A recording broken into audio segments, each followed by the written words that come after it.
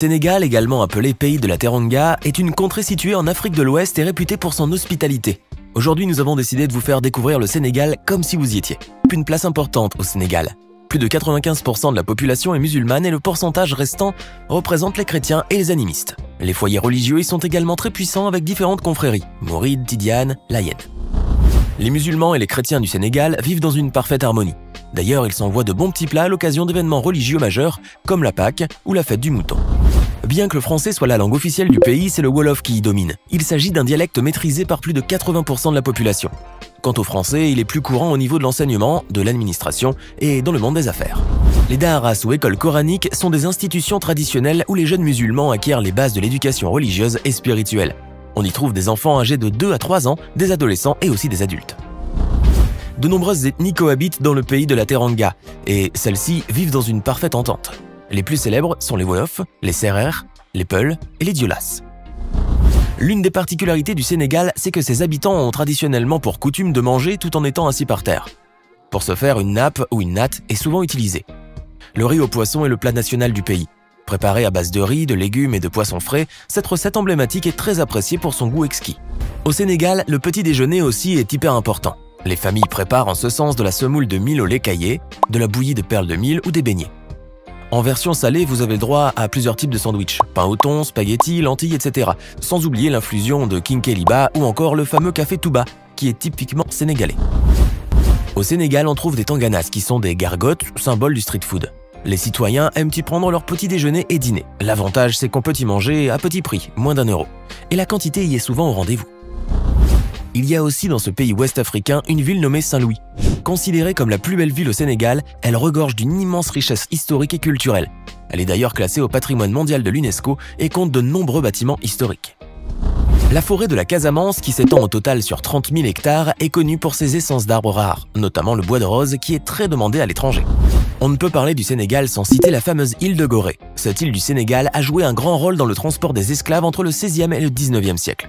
Désormais devenue un lieu touristique, elle compte des endroits marquants de l'histoire coloniale comme la maison des esclaves ainsi que la porte allée sans retour. Au Sénégal, il y a le lac Rose qui arbore une teinte rosée et qui peut changer de couleur suivant la saison. Ce phénomène n'est pas le résultat de la pollution comme on pourrait le penser, il est simplement dû à la forte teneur en sel de l'eau. Le spectacle aux alentours est fascinant avec les nombreuses dunes de sel, les hérons et les flamants roses. On trouve aussi au Sénégal le phare des Mamelles qui se trouve à environ 4 km de la pointe des Almadies à Dakar. C'est l'un des phares les plus puissants d'Afrique. À Rufisque, à 30 km de Dakar, se trouve Diamniadio, une ville futuriste conçue pour atténuer l'encombrement résidentiel et commercial dans la capitale sénégalaise. Centres d'affaires, hôtels, universités, hôpitaux, quartiers d'habitation, etc. Tout est imaginé pour rendre la ville attractive. Au Sénégal, il y a des villes religieuses comme Touba qui comporte une grande mosquée et qui est la cité des Mourides, une confrérie musulmane. La ville accueille chaque année des millions de disciples venus du monde entier pour le pèlerinage lors du Magal de Touba. Le Sénégal compte aussi de nombreuses villes qui sont le fief de la confrérie des Tidianes. Il y a Tivaouane, Medina Bey et Ndiassane. Chaque année, chacune d'elles célèbre le Gamou qui commémore la naissance du prophète Mohammed et réunissent des milliers de fidèles. Le fleuve Sénégal, long de 1790 km, borde le pays et se jette dans l'océan Atlantique. Celui-ci arrose le pays, le Mali, la Mauritanie et la Guinée. Le Sénégal compte un parc d'oiseaux qui date de 1971 et qui a une superficie de 60 000 hectares. On y repère une large variété d'oiseaux, flamants roses, aigrettes, vautours, spatules, oies de Gambie, etc. Il existe aussi dans le pays un autre parc naturel qui est celui de Nyokolokoba. Ce dernier renferme de nombreux animaux sauvages comme les lions, les léopards, les singes, les crocodiles et d'autres animaux sauvages. Au sud de Dakar, vous trouverez la ville de Mbour, qui s'inscrit au cœur d'un grand port de pêche.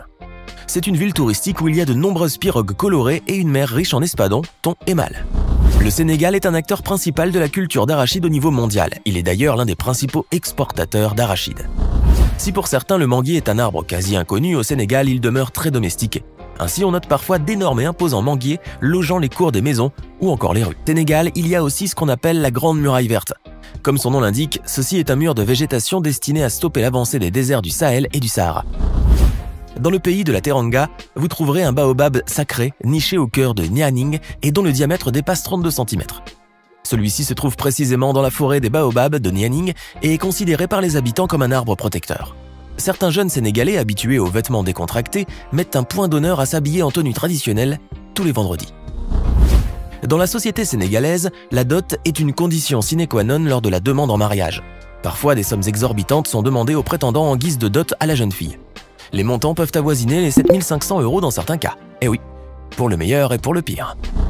Au Sénégal, la culture de l'hospitalité est très développée. C'est ainsi que vous trouverez à l'heure du déjeuner quelques portes de maison grandement ouvertes pour accueillir d'éventuels invités ou pique-assiettes.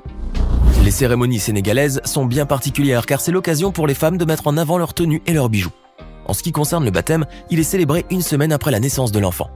De la bouillie avec du lait caillé est servie le matin et tout le monde est invité.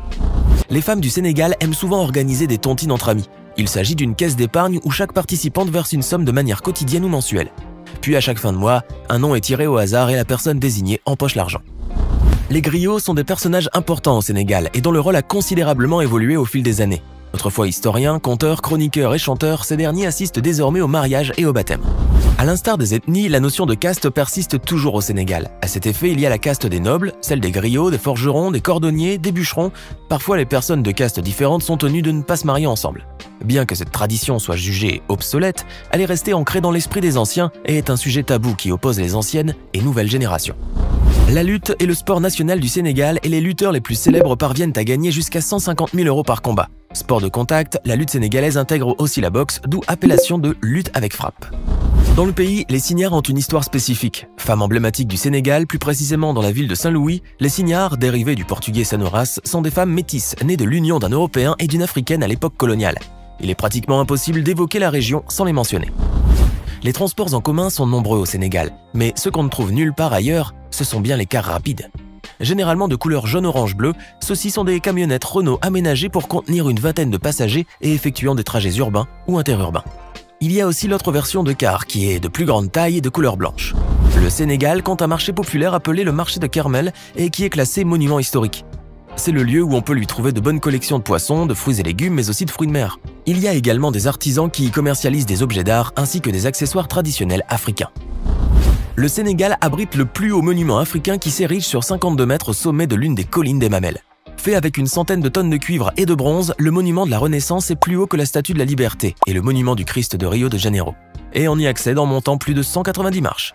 L'édifice représente un homme, une femme et un enfant qui désigne l'horizon avec son doigt. Le pays abrite aussi le musée des civilisations noires dont la superficie est de 14 000 m² et qui emprunte son architecture aux cases africaines. On y découvre différentes expositions relatives aux civilisations noires. Avez-vous envie de visiter le Sénégal désormais? Dites-nous tout dans les commentaires. Et si cette vidéo vous plaît, n'oubliez pas de mettre un pouce bleu, de vous abonner à la chaîne et d'activer la cloche pour recevoir toutes les notifications et ne rien manquer de nos prochains contenus.